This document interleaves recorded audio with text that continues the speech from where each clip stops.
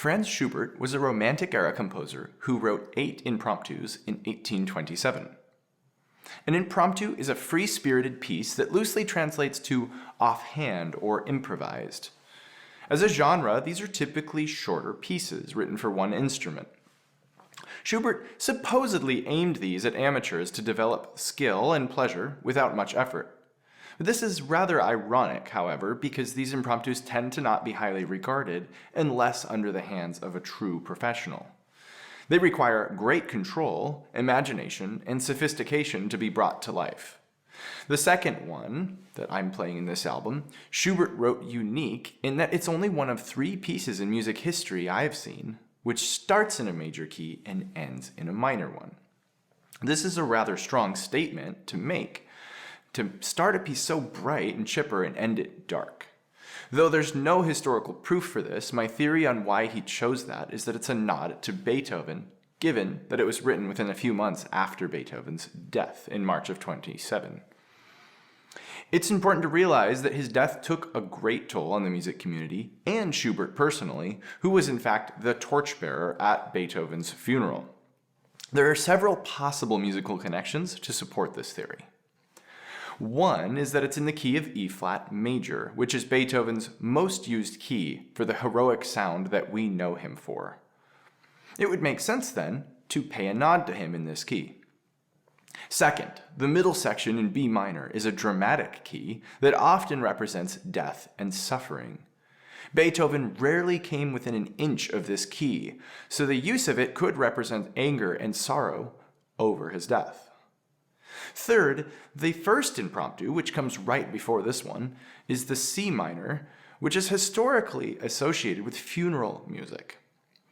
It's also happening to be Beethoven's other most frequently used key for dramatic music. Finally, the choice of the impromptu genre makes a lot of sense, because Beethoven's death, how could one write a more significant piece right on the heels of the Ninth Symphony and the late piano sonatas?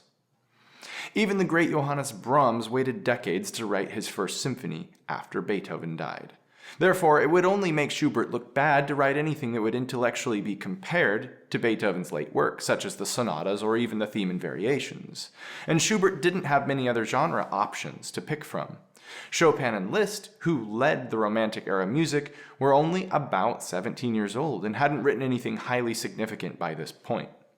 Therefore, the works like the ballades, scherzos, and etudes we know the Romantic period for were not a model yet. It was either do something that Beethoven did, and probably do it worse, or write something more lighthearted in nature instead, which is exactly what Schubert did in these impromptus.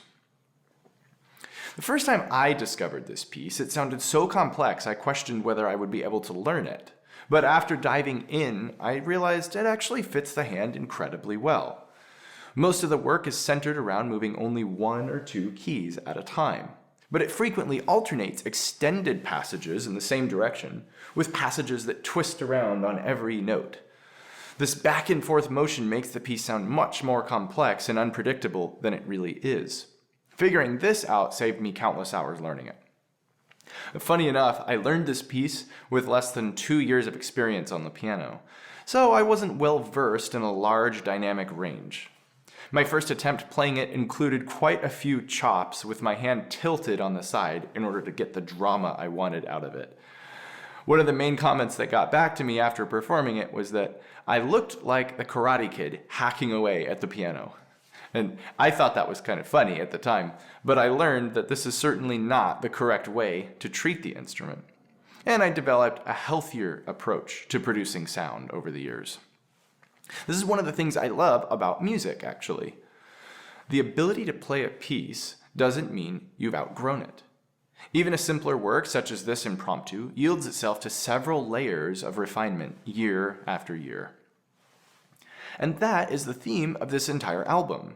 Though I learned almost all these pieces nearly a decade ago, I don't consider myself to have exhausted their potential yet. This recording is simply a representation of where I am at with them today.